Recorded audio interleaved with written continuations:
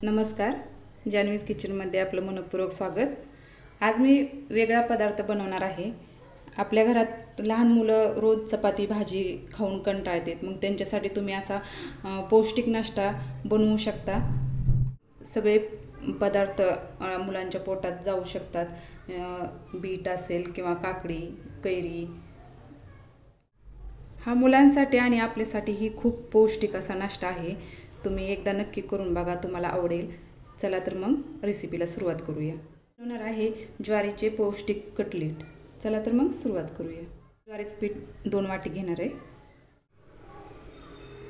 1 वाटी बारीक केलेले पीठ, अर्धी वाटी। एक बीट खिसून घेतले, बीट घेतलेत। मिरची, आलं, लसूण, जिरे पेस्ट घेतली। तुम्ही चवीनुसार वापरू शकता। अर्धी वाटी एक बारीक चिरून घेतलाय, बारीक चिरून घ्यायचे। थोडासा हिंग, मीठ, फोड घेतली, यामध्ये पिळून घ्यायचे। तुमच्या सर्व साहित्य एकत्र चांगलं मिक्स करून घ्यायचंय आणि नंतर मळून घेऊया। थोडं पाणी टाकून घट्ट मळून घ्यायचं आहे हे पीठ। यामध्ये तुम्ही पालक, चिगळ किंवा गाजराचा खीस, टोमॅटो अशा अनेक भाज्या तुम्ही यात वापर करू शकता, कारण लहान मुलांच्या पोटात जाणं खूप गरजेचं आहे।